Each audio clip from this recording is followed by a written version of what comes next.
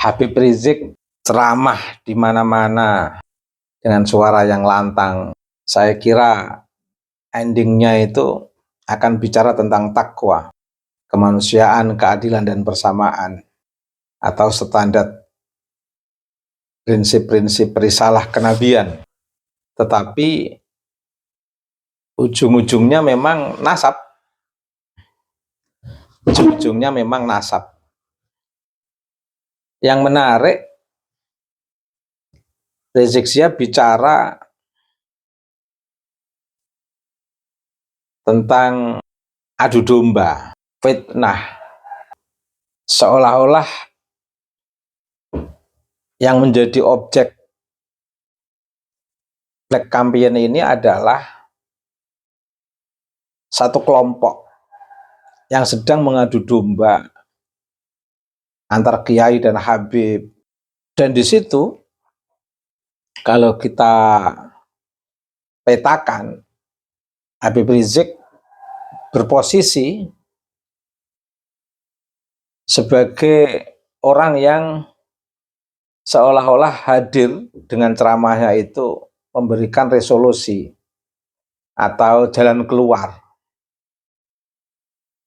biar tidak terjadi adu domba, biar tidak terjadi rakyat dibohongi, dan seolah-olah juga ketemu sosok yang menjadi biang keroknya, dan posisi Rizik Syihab sebagai pahlawan yang hadir di situ. Kita biar cerdas memahami ceramah Rizik Syihab terkait dengan dua istilah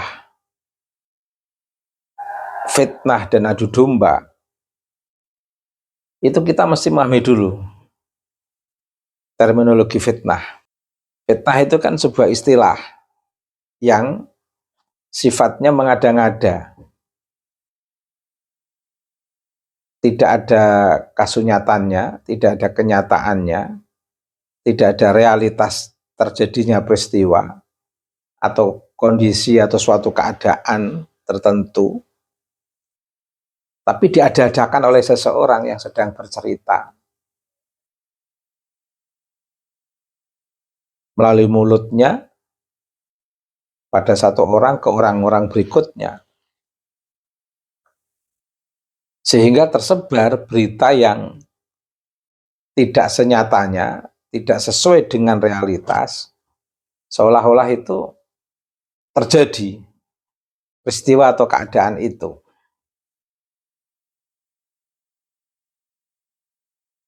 Lah, kekuatan fitnah di mana? Kekuatan fitnahnya dari cerita yang tidak sesuai dengan realitas ini, kekuatan fitnahnya terletak pada berita buruk. Menyampaikan sesuatu yang tidak sesuai dengan realitas dan kenyataan yang ada, dan itu berisi tentang suatu berita yang negatif, yang buruk. Lah, sekarang apa hubungannya fitnah dengan adu domba? Nah, memberitakan sesuatu yang tidak sesuai dengan realitas, dengan isi beritanya adalah sesuatu yang negatif, yang buruk, tentang sosok-sosok yang diberitakan, kemudian disampaikan oleh seseorang yang sekiranya orang itu emosi terhadap orang yang diceritakan itu. Lah, setelah terjadi emosi, konflik, inilah tarikan-tarikan yang diakibatkan oleh istilah adu domba. Jadi adu domba itu sebuah istilah yang bagaimana mengkondisikan dua kelompok untuk saling bermusuhan, yang membuat antara kedua belah pihak melakukan konflik. Ini yang disebut pengadu domba.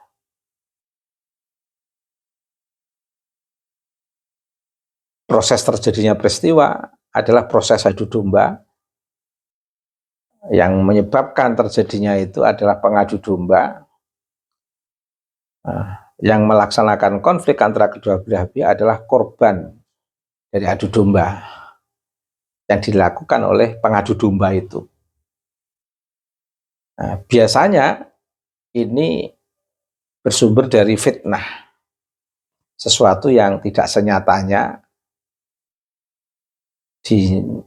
tidak sesuai dengan realitas, tapi oleh pengadu domba dikeluarkan ke kedua belah pihak seolah-olah ini sesuai dengan realitas. Dan di situ biasanya terkait dengan sesuatu yang negatif. Lah, dari filosofi terminologi antara adu domba dan fitnah ini, akhirnya kita bisa paham terkait dengan ceramah Rizik Syihab. Begitu semangat dari awal dengan proses komunikasi persuasifnya yang penuh agitatif, membakar emosi jamaah atau peserta yang hadir dalam ceramah Rizik Syihab. Dan di situ ujung-ujungnya bicara nasab. Sekarang pertanyaannya, ketika Rizik Syihab bicara nasab, itu ada dasarnya tidak? Sumber kebenaran ilmu pengetahuan tentang kenasaban yang dipertahankan Rizik Syihab itu bisa dipertanggungjawabkan atau tidak? Nasab itu kan kaitannya dengan kesejarahan, waqa'i', sebuah realitas sejarah, terkait dengan pelaku-pelaku sejarah. Kalau bicara nasab itu kan pelaku-pelaku yang tercatat di dalam nasab itu, yaitu sosok-sosok historis yang mencatat dari tiap-tiap orang ini. Tergantung, kalau para pelaku sejarah ini adalah atau penanda sejarah dari tiap-tiap generasi umat manusia, kalau orang ini itu tidak publik, tidak tokoh publik, mungkin pelaku-pelaku sejarah dari tiap generasi umat manusia tidak terbaca. Tapi kalau pelaku sejarah tiap generasi umat manusia itu adalah orang-orang yang terkenal, menandai sejarah peradaban, sosok-sosok yang memiliki heroisme, misalnya dalam konteks keberagaman umat Islam, yang keilmuan umat Islam ini kan berbasis riwayat, apalagi terkait dengan nas, teks hadis, itu kan berdasarkan riwayat. Agama ini itu milik Allah, Islam ini, dan akan dijaga oleh Allah. Secara real itu dikuatkan dengan hadirnya para nabi-nabi Allah sebagai penanda risalah kenabian yang menghubungkan keberadaan agama yang lurus, yang langsung berhubungan dengan Sang Pencipta. Dalam konteks ini adalah Allah. Sehingga kehadiran Nabi itu menjadi sangat penting dalam kehidupan rasional, empiris umat manusia.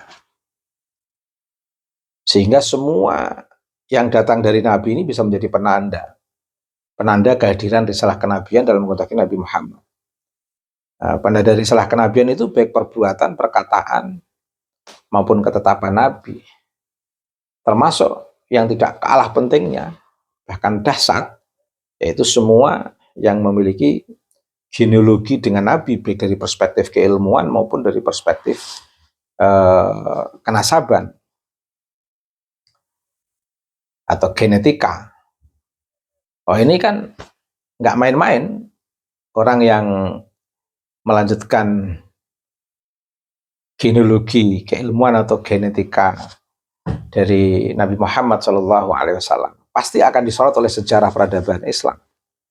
Bahkan sejarah peradaban dunia, relasinya dengan agama-agama dunia. Nah, ini kan mesti sumber epistemologi, sumber kebenaran ilmu pengetahuan yang terkait dengan kesejarahan ini kan harus clear. Lah, pertanyaannya sekarang, dalam ceramah Habib Rizik itu, sumber kebenaran ilmu pengetahuan terkait dengan sejarah Nabi yang secara langsung terkait dengan mereka yang memiliki jalur genetika dengan Nabi, ini bisa dipertanggungjawabkan atau tidak? Kalau tidak bisa dipertanggungjawabkan, Rizik Syihab bicara tentang nasab yang dipidatokan dengan penuh semangat, membakar emosi para jamaah yang hadir. Kalau tidak bisa dipertanggungjawabkan, ini berarti omongan ini kan omongan fitnah yang disampaikan oleh Rizik Syihab.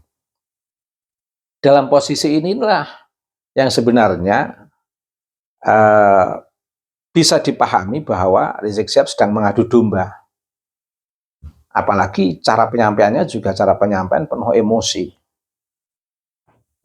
Sampai menegaskan kepada jamaah untuk memasah celurit, menyiapkan itu semuanya. Sewaktu-waktu ada panggilan jihad, semuanya sudah siap. Ini kan komplit.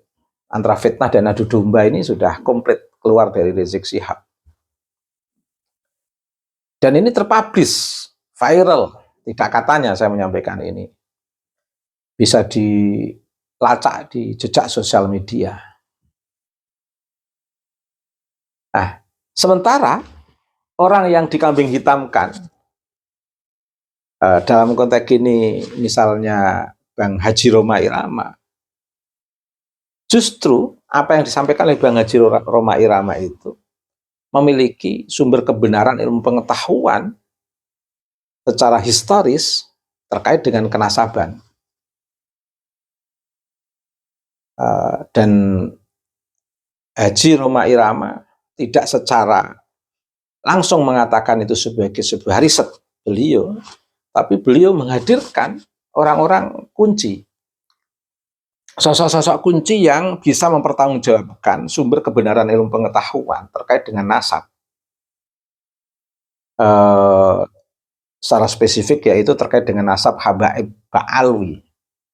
Itu Haji Rhoma Irama tidak melakukan riset langsung.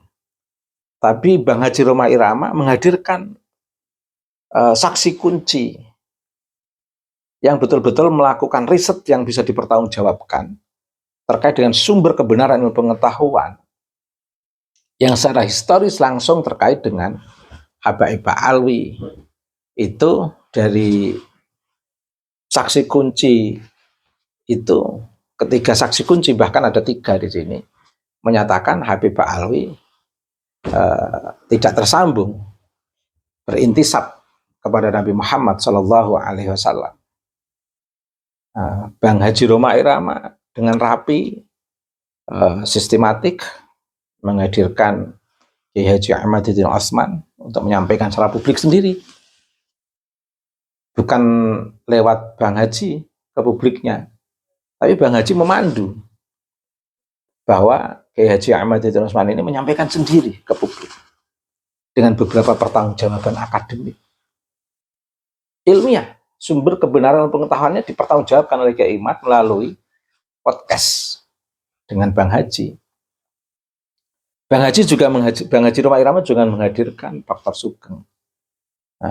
Dr. Sugeng mempertanggungjawabkan sendiri argumentasi ilmiah terkait dengan genetika sebagai bukti historis Habaib Ba'alwi itu tidak tersambung ila Nabi Muhammad SAW. Kures saja tidak, apalagi memiliki keterkaitan historis secara genetik dengan Nabi yang notabene antara ayahanda Nabi yaitu Sayyid Abdullah dengan Sayyid Abu Thalib, ayahandanya Sayyidina Ali adalah kakak adik, yang bisa diasumsikan memiliki satu genetika yang sama. Bang Haji juga menghadirkan Prof. Manahem Ali yang mempertanggungjawabkan kajian filologinya secara langsung kepada publik. Ini kan menarik. Fitnahkah? Oh tidak. Nah, dikatakan fitnah itu apabila tidak bisa dipertanggungjawabkan kebenarannya kalau ditinjau dari perspektif keilmuan atau akademik, bisa dipertanggungjawabkan sumber kebenaran dan pengetahuannya atau epistemologinya. Nah, apa yang disampaikan oleh Bang Haji Roma Irama itu hasil pemaparan langsung dari para tokoh yang melakukan riset untuk bicara langsung kepada publik. Bang Haji menguatkan. Artinya posisi Bang Haji Roma Irama ini bukan pengadu domba, bukan memfitnah, karena bisa dipertanggungjawabkan sumber kebenaran ilmu pengetahuannya. Sementara Rizik Syihab ceramah sampai berbusa-busa, bercucuran keringat, penuh emosi, dengan sikap yang garang, wajah yang penuh penuh emosi, menggebu-gebu, dengan suara-suara yang keras, menyampaikan tentang kenasaban Habaib Ba'alwi yang tidak tersambung kepada Nabi Muhammad SAW, tapi dia memaksakan diri kalau tersambung, tetapi tidak bisa mempertanggungjawabkan. Meskipun di balik layar Rizik Syihab belum ada yang bisa mempertanggungjawabkan. Apalagi secara publik Rizik Syihab sama sekali tidak memaparkan pertanggungjawaban itu terkait dengan benarkah yang dikatakan Rizik Syihab itu bahwa Habaib Ba'alwi itu tersambung kepada Nabi. Kalau benar, tidak nampak argumentasi epistemologisnya, sumber kebenaran ilmu pengetahuan historis terkait dengan apa yang disampaikan oleh Rizik Syihab terkait dengan kenasaban Habaib Ba'alwi tidak dipaparkan. Nah, belakang layar tidak ada data yang mendukung. Sampai sekarang di belakang layar para Habib Ba'alwi juga belum clear menjawab tesis Kiai Imad dengan didukung lintas disiplin ilmu. Dalam konteks pidato, Habib Rizik juga tidak menyampaikan itu. Justru yang dia sampaikan adalah ada kelompok-kelompok yang dikatakan pembegal nasab. Padahal selama ini yang melakukan begal nasab itu justru kelompok Rizik Syihab. Mencangkok-cangkokkan kenasaban komunitas Ba'alwi dengan nasab-nasab orang lain. Bahkan secara publik Rizik Syihab betul-betul melakukan kesalahan yang luar biasa, mengatakan bahwa Syarif Hidayatullah adalah suami Dewi Rara Santang, Sunan Ampel adalah anak atau putra Sunan Gresik. Ini kan yang justru fitnah. Ini yang justru fitnah dengan target kedua kelompok biar emosi, biar berkelahi. Berarti ada dalam fitnah ini ada proses adu domba yang diciptakan oleh pengadu domba dalam konteks ini adalah Rizik Syihab. Secara real di publik selain emosi tanpa dasar juga mengeluarkan fitnah terkait dengan hubungan Syarif Maulana atau Maulana Syarif Hidayatullah, hubungannya dengan Dewi Rara Santang, Sunan Ampel hubungannya dengan Sunan Gresik. Itu kan penyampaian yang salah, itu kan bentuk fitnah. Disampaikan dengan emosi untuk membangkitkan emosi. Komplit ada data fitnah yang dikeluarkan Rizik Syihab, ada proses adu domba, ada sosok pengadu dombanya dalam konteks ini adalah Rizik Syihab, ada sosok yang diadu domba dalam konteks ini adalah jamaah. Anehnya menjadikan Black Campaign Bang Haji Rhoma Irama yang notabene memiliki sumber kebenaran ilmu pengetahuan historis. Nah, bagaimana perspektif historis dilihat dari lintas disiplin ilmu terkait dengan Habaib Ba'alwi. Bang Haji sangat rapi dan prosedur yang luar biasa, mencerdaskan, membebaskan masyarakat, mencerahkan masyarakat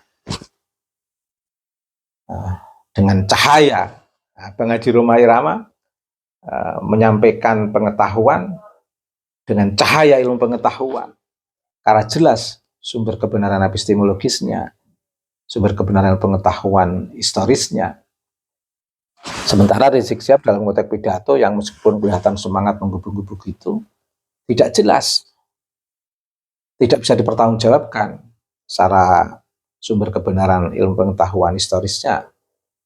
Bahkan Rizik Syihab dengan tegas memunculkan fitnah. Sunan Ampel putra Sunan Gresik, Syarif Hidayatullah adalah suami Dewi Rara Santang, dan bahkan mengkondisikan jamaah untuk emosi. Nah, ini masyarakat saya sampaikan kepada publik biar publik cerdas. Bagaimana memahami filosofi fitnah, adu domba, pengadu domba,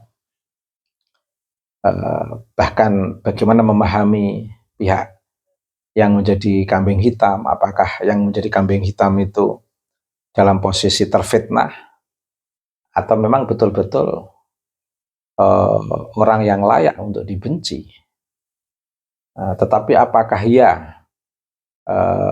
orang yang dikambing hitamkan Rizik Syihab dalam konteks ini Bang Haji Rhoma Irama itu layak dibenci? Tidak, karena Bang Haji Rhoma Irama melangkah sesuai dengan cahaya kebenaran ilmu pengetahuan yang bisa dipertanggungjawabkan secara publik. Nah, saya ingin mendidik masyarakat dalam konteks ini. Semoga bermanfaat.